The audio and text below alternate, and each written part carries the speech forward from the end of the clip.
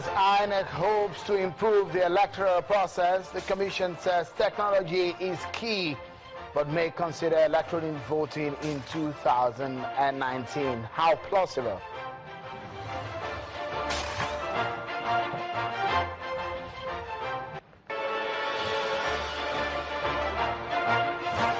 Though new and young, the Young Democratic Party is with internal crises as leaders disagree over the leadership of the party, and that's the focus on the program.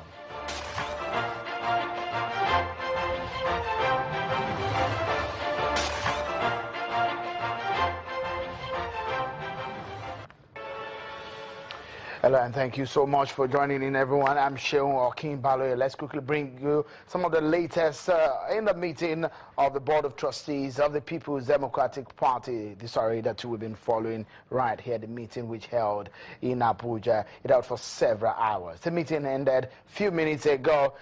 And the later is that the People's Democratic Party's Board of Trustees has endorsed the caretaker committee set up by the party's convention last Saturday in the River State capital, Port Harcourt. Also, another faction of the party, known as a Concerned Stakeholders Group, which held a parallel convention in Abuja same day, has teamed up with the PDP caretaker committee headed by Senator Ahmed Makarfi. Both the BOT and the factional group led by Ibrahim Mantu made this known at the end of their peace meeting in Abuja today. They also directed their members to withdraw pending cases from the courts and set up a committee to meet former acting national chairman of the party, Senator Alimadu Sharif. And today's meeting followed counter-court cases and orders which restrained the factional leaders, Senators Sharif and Makarfi, from assuming the mantle of leadership of the party. We understand that at the end of that meeting, Senator Alimadu Sharif was not present, but Senator Ahmed Makarfi was present when the party read out the communique of the several hours of meeting. We'll bring you more on that, so stay with us right here on Channels Television. Well, we'll take a moment to look at some of the political stories we're following right here on Channels Television. Political roundup on Channels Television. Here are your top political stories this time.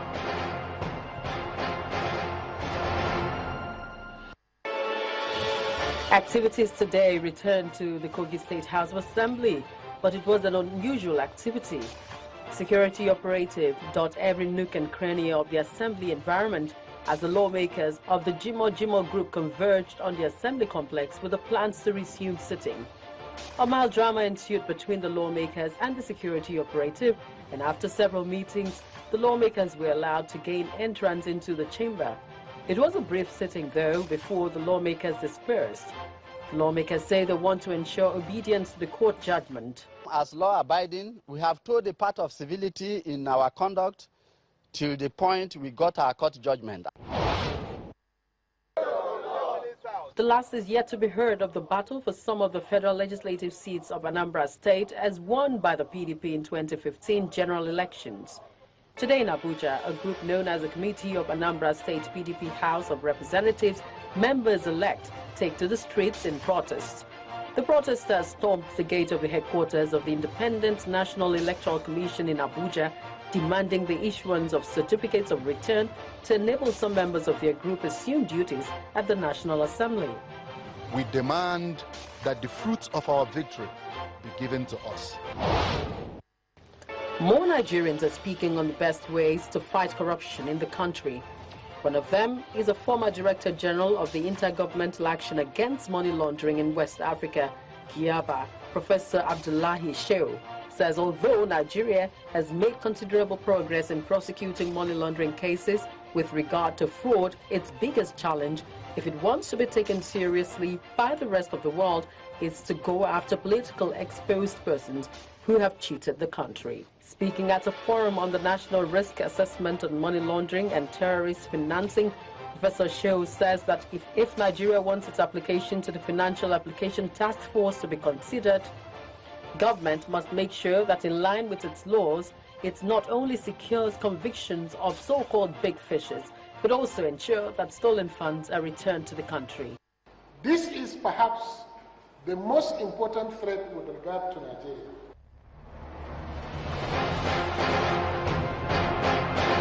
And you're up to date. Those are your top political stories you need to know.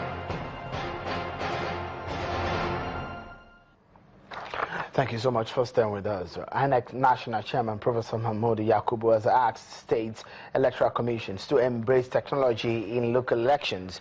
The chairman has said that technology will help improve the quality of elections in the country. But there have been calls for electronic voting, which has never happened in Nigeria. But just how realistic is this before the 2019 elections? Mr. Abiodun Ajijola is the National Coordinator of Election Monitor in Nigeria, and he joins us from our Abuja studio. Many thanks for coming on the program, Mr. Ajijola. You monitor elections, and most of the times at election events, there are issues as to what technology can do. Electronic voting seems to be another layer, another level in elections. Is Nigeria ripe for electronic voting? Good evening. Thank you for having me. I personally feel that Nigeria should look at consider electronic voting. I think it's a good idea. We've been having a lot of challenges recently and in a few years in elections, and some of these challenges can be addressed quite successfully by electronic voting. Of course, issues like electoral violence, of course, it's an issue that no methodology can address in terms of a method of conducting an election cannot address violence. That has to do with sensitizing people and getting people and political parties, to work together and ensure that the violence is not there. But if you look at some of the issues like overvoting, overvoting clearly is one of the problems that we have had.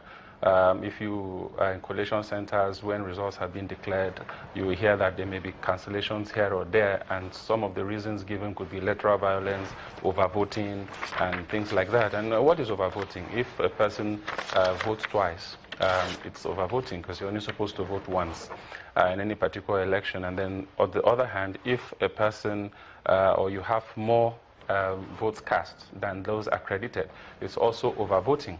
And this is usually happens because of ballot box stuffing.